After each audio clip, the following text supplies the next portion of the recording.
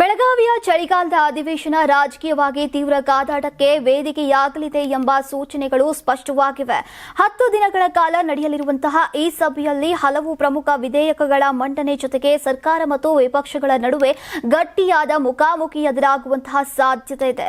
ಚಳಿಯ ನಡುವೆ ಸದನದ ರಾಜಕೀಯ ತಾಪಮಾನ ಗರಿಷ್ಠ ಮಟ್ಟಕ್ಕೆ ಏರಲಿದ್ದು, ಈ ಬಾರಿ ನಡೆಯುವ ಚರ್ಚೆಗಳು, ಪ್ರತಿಭಟನೆಗಳು ಮತ್ತು ರಾಜಕೀಯ ತಂತ್ರಗಳು ದೊಡ್ಡ ಕುತೂಹಲವನ್ನು ಸೃಷ್ಟಿಸಿವೆ. ಬಿಜೆಪಿ ಜೆಡಿಎಸ್ ಮೈತ್ರಿ ಈ ಬಾರಿ ಸರ್ಕಾರದ ಮೇಲೆ ಪ್ರಬಲ ದಾಳಿ ನಡೆಸೋಕೆ ನಿರ್ಧರಿಸಿದ್ದು, ವಿಶೇಷವಾಗಿ ರೈತರ ಸಮಸ್ಯೆಗಳನ್ನು ಮುಖ್ಯವಾಗಿ ಎತ್ತಿ ಹಿಡಿಯಲಿದೆ. ಕಬ್ಬು ದರ, ಮೆಕ್ಕೆಜೋಳ ಖರೀದಿ ಕೇಂದ್ರಗಳ ಸ್ಥಾಪನೆಯಲ್ಲಿ ವಿಳಂಬ, ನೀರಾವರಿಯ ಸಮಸ್ಯೆಗಳು, ಅತಿವೃಷ್ಟಿ ಪರಿಹಾರ ಕುರಿತು ಮತ್ತು ಸರ್ಕಾರದ ವೈಫಲ್ಯಗಳನ್ನು ಎತ್ತಿ ಹಿಡಿಯೋಕೆ ಬೃಹತ್ ಪ್ರತಿಭಟನೆಯನ್ನ ರೂಪಿಸಲಾಗಿದೆ.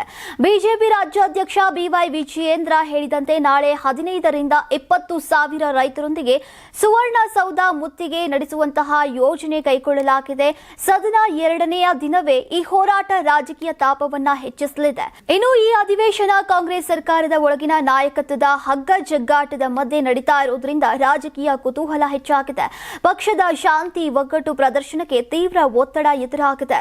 ಇಂತಹ ಪರಿಸ್ಥಿತಿಯಲ್ಲಿ ಸರ್ಕಾರದ ಮೇಲೆ ಕೇಳಿ ಬರ್ತಾ ಇರುವಂತಹ ಕಮಿಷನ್ ಆರೋಪ, ಭ್ರಷ್ಟಾಚಾರದ ಚರ್ಚೆ ಹಾಗೂ ಶಾಸಕರಿಗೆ ಅನುದಾನದಲ್ಲಿನ ಕೊರತೆಯ ವಿಚಾರಗಳು ಸಭೆಯಲ್ಲಿ ಸರ್ಕಾರಕ್ಕೆ ತಲೆನೋವು ಉಂಟು ಮಾಡುವಂತಹ ಹಿನ್ನೆಲೆಯಲ್ಲಿ ಪರಿಣಿತರು ಗಮನ ಹರಿಸಿದ್ದಾರೆ. ಇನ್ನು ಈ ಬಾರಿ ಸದನದಲ್ಲಿ ಕಬ್ಬು ಬೆಳೆಗಾರರ ಸಮಸ್ಯೆಗಳ ಬಗ್ಗೆ ಚರ್ಚೆ ಮತ್ತು ಉತ್ತರ ಕರ್ನಾಟಕ ಭಾಗದ ಸಮಸ್ಯೆಗಳ ಚರ್ಚೆ, ರಾಜ್ಯ ಸರ್ಕಾರದ ವಿರುದ್ಧ ಭ್ರಷ್ಟಾಚಾರದ ಆರೋಪ, ನಾಯಕತ್ವದ ಬದಲಾವಣೆಯ ಗೊಂದಲ, ಶಾಸಕರಿಗೆ ಅನುದಾನ ಕೊರತೆ, ಅಭಿವೃದ್ಧಿ ಕಾರ್ಯಗಳಲ್ಲಿ ಹಿನ್ನಡೆಯಾಗಿರುವಂತಹ ಬಗ್ಗೆ ಈಗ ಚರ್ಚೆ ಬರಲಿರುವಂತಹ ಪ್ರಮುಖ ಅಂಶಗಳಾಗಿವೆ.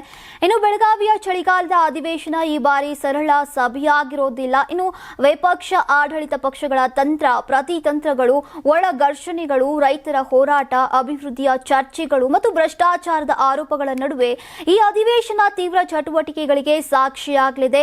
ಇನ್ನು ರಾಜಕೀಯ ಕಾವೇರಲಿರುವಂತಹ ಈ 10 ದಿನಗಳು ರಾಜ್ಯಕ್ಕೆ ಮಹತ್ವದ ನಿರ್ಧಾರಗಳೊಂದಿಗೆ ದೊಡ್ಡ ರಾಜಕೀಯ ಸಂದೇಶಗಳನ್ನ ನೀಡಲಿವೆ ಎಂಬ ನಿರೀಕ್ಷೆ ಮೂಡಿದೆ.